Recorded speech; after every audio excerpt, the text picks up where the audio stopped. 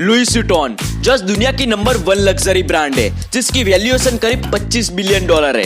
इस ब्रांड के कपड़े और जूतों की कीमत इतनी है कि लिटरली उतने पैसों में आप एक नया घर खरीद सकते हो। जैसे इस जैकेट की कीमत ही देख लीजिए, इसकी प्राइस है 5.5 लाख रुपए, इसकी कीमत है 6.5 लाख रुपए और इस जूते की कीमत है 31 लाख रुपए। इतने महंगे दामों में चीजें बेचने के बावजूद ये कंपनी पिछले 20 सालों से दुनिया की नंबर 1 फैशन ब्रांड रही है। लेकिन क्या आप जानते हैं कि इतनी बड़ी और लग्जरी ब्रांड की शुरुआत एक लावारिस इंसान ने की थी। लुई विटॉन नाम का एक लड़का जो अपनी 13 साल की उम्र में घर से भागकर यहाँ वहाँ अजीबोगरीब काम कर आखिर में एक कंपनी खड़ी करता है, लुई विटॉन।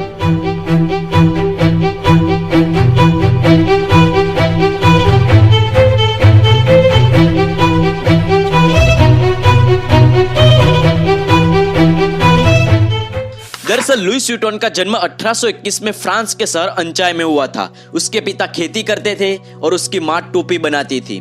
घर की हालात ठीक न होने की वजह से लुइस बचपन से ही अपने पिता के साथ खेत में काम करता था, पशुओं को पालता और चूल्हे के लिए लकड़े इकट्ठा करता। फिर लुइस जब 10 साल का हुआ तब उसके जीवन का सबसे खराब पल आया, क्योंकि तब उसकी माँ का देहांत हो गया। उसकी माँ के मरने के बाद उसके पिता ने दूसरी शादी कर ली। लुइस की ये नई माँ बहुत ही बेरहम थी। वो लुइस को बहुत ही परेशान करती थी, जिसकी वजह से उसका जीवन एक दयनीय जीवन बन गया था। इसलिए एक दिन उसने कंटाल कर घर छोड़ने का फैसला कर दिया। 13 साल की उम्र में उसने अपना घर छोड़ दिया और अच्छी जिंदगी की तलाश में उसने पेरिस जाने को तय किया। अब क्योंकि लुइस के पास पैसे वगैरह कुछ नहीं था, इसलिए उसने चलकर पेरिस जाना शुरू किया। तब अपने शहर से पेरिस की दूरी करीब 400 किलोमीटर की थी, इसलिए इतनी बड़ी दूरी काटने के लिए लुइस ने रास्ते में कई अजीबोगरीब काम किए, जो बाद में उसे एक पहचान देने के लिए काम आए। फिर 2 साल की मुसाफरी के बाद लुइस 1837 में पेरिस पहुंचा। उस समय पेरिस में औद्योगिक क्रांति का समय था, इसलिए तब पेरिस में रेलवे लाइन शुरू हो गई थी, जिसकी वजह से लोगों का मुसाफरी करना और आसान हो गया था। उस वक्त ट्रेन में मुसाफरी करने वाले लोग, खास करके अमीर लोग, अपने साथ कुछ चीजें भी लाते थे, इसलिए उन्हें इन चीजों को रखने के लिए एक पेटी वगैरह की जरूरत होती थी। उस समय कई सुथारी पेटियां बनाकर स्टेशन पर उन्हें बेचते थे, जिससे उन्हें काफी अच्छा मुनाफा मिलता था। अब वहीं पर लुइस ने भी अपनी पेरिस तक की जर्नी में ऐसे कुछ काम किए थे, इसलिए उसने भी इस फिल्म में अपना नसीब आजमाने को तय किया। फिर सौभाग्य से लुइस को एक मोंसेर मारियल नाम के इंसान ने अपने यहाँ काम पर रख लिया। हालांकि लुइस को वहाँ ज्यादा पैसे नहीं मिलते थे, लेकिन अपने सीखने के जुनून ने उसे अपने काम में माहिर बना दिया था, जिसकी वजह से वो आगे चलकर अपने कस्टमर्स का पसंदीदा कारीगर बन गया था। लुइस ने तब अपने काम में इतनी महारत हासिल कर ली थी कि तब वो फ्रांस की महारानी का पर्सनल बॉक्स मेकर बन गया था। फिर कुछ सालों तक महारानी के लिए काम करने के बाद लुइस के चीजों की मांग बढ़ने लगी, इसलिए उसने नौकरी छोड़कर अपनी खुद की दुकान शुरू की। अब दुकान खुलते ही लुइस के विचार और उसके प्रोडक्ट्स ने मानो बॉक्स मेकिंग इंडस्ट्री में क्रांति ला दी थी, क्योंकि उस समय आमतौर पर बक्से चमड़े से बनाए जाते थे, जो रेक्टेंगल आकार के होते थे। उस वक्त बक्से का ढक्कन डोम के आकार का होता था। अब इस टाइप के बक्से अच्छे तो होते थे, लेकिन उसकी अपनी एक समस्या भी थी कि इन बक्सों को ट्रेन में एक के ऊपर एक रखना मुश्किल हो जाता था और इसी वजह से उसे लोड करने में भी ज्यादा समय जाता था। इसलिए इन समस्याओं को देखते हुए लुइस ने इन प्रॉब्लम्स को सॉल्व करने का सोचा और इसलिए वो तरह तरह के मटेरियल्स के साथ एक्सपेरिमेंट करने लगा कि कौन सा मटेरियल बक्से पर अच्छी तरह से फिट बैठता है। फिर आखिर में कई एक्सपेरिमेंट करने के बाद कैनवास का फैब्रिक बक्से पर अच्छी तरह फिट बैठ जाता है। अब क्योंकि कैनवास चमड़े की तुलना में टिकाऊ और ज्यादा पानी सोखने वाला था, इसलिए उसने बक्सों के ढक्कन को सरल सपाट बनाना शुरू किया, ताकि बक्सों को सरलता से इकट्ठा रख सके और लोग बिना किसी परेशानी के अपने सामान को अच्छी तरह स्टोर कर सके। अब उस वक्त दूसरा ये भी था कि 1867 में लोग हैंडबैग को रखना पसंद नहीं करते थे, क्योंकि तब लोगों को इससे शिकायत थी कि ये देखने में भद्दे, भारी भरकम और महिलाओं को चोट पहुंचाते हैं। लेकिन तब लुइस को लगता था कि हैंडबैग का भी एक भविष्य है, इसलिए उसने हैंडबैग को भी कैनवास से बनाना शुरू किया।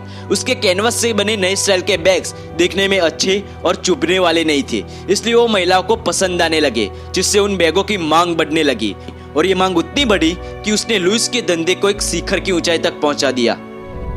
लेकिन फिर 1870 में हुआ फ्रैंको पर्शियन वॉर। उस वॉर की वजह से लुइस को अपना घर बार छोड़ना पड़ा, जिस वजह से उसका ऊंचाई पर पहुंचा धंधा पूरी तरह से गिर गया। उसकी दुकान पूरी तरह से खत्म हो गई और उसका सारा सामान भी चोरी हो गया। लुइस पूरी तरह से फिर से सड़क पर आ गया था। उस वक्त हालात इतने खराब हो गए थे कि लुइस को बाकी शरणार्थियों के साथ एक तंग जगह में रहना पड़ गया था, जहाँ खाना मिलना इतना मुश्किल था कि एक वक्त के लिए तो लुइस और उसका परिवार भूख से ही मर जाने वाले थे। लेकिन फिर जब 1871 में युद्ध खत्म हुआ तब लुइस फिर से अपने शहर लौट गया। उस वक्त युद्ध की वजह से कई चीजों के दाम काफी कम हो गए थे, इसलिए तब लुइस ने इसका फायदा उठाते हुए अपने पास जितनी पूंजी बची थी उससे एक नई दुकान खरीद ली। दुकान खोलते ही उसका धंधा फिर से पटरी पर आने लगा। उसे देश विदेश से ऑर्डर मिलने लगे, जिसकी वजह से उसका धंधा पहले से ज्यादा फैलने लगा। अब उस समय कई लोग लुइस के आइडियाज की कॉपी करते थे, इसलिए तब लुइस ने अपने क्रिएटिव आइडियाज के साथ अपने बक्से पर ग्रे कलर की स्ट्राइप पैटर्न बनाने शुरू की, जो कॉपी करने में मुश्किल और देखने में काफी क्लासिक लगते थे, और उसको रखने पर लोगों को एक प्रीमियम ब्रांड वाले की भी फीलिंग आती थी। उसके प्रोडक्ट्स का इस्तेमाल तब देश विदेश के राजघराने के लोग भी करते थे, जिस वजह से लुइस के प्रोडक्ट्स मार्केट में बाकी प्रोडक्ट्स के कंपैरिजन में अलग ही चमकते थे। उस वक्त लुइस व्हिटन डिजाइनर के नाम पर एक ब्रांड बन गया था। उसे अपने इनोवेटिव प्रोडक्ट्स के लिए कई इंटरनेशनल अवार्ड्स भी मिल चुके थे, जिसके चलते उसने 1885 में लंदन में भी अपनी एक दुकान खोल ली थी। उसके बाद 1892 में 72 वर्ष की आयु में लुइस की अचानक से मौत हो गई। उसकी मौत के बाद उसका बेटा जॉर्ज व्हिटन उसका सारा काम संभालता है। तब जॉर्ज अपने पिता का धंधा बढ़ाने के लिए अपने प्रोडक्ट्स लेकर यूएस जाता है, जहां वो जॉन वॉकर से मिलकर न्यूयॉर्क के डिपार्टमेंट स्टोर में अपने प्रोडक्ट्स बेचना शुरू करता है। वो अपने प्रोडक्ट्स पर डिजाइन के साथ अपने पिता की याद में एलवी का मोनोग्राम बनवाता है, जो आज भी हमें कंपनी के प्रोडक्ट्स पर देखने को मिलता है।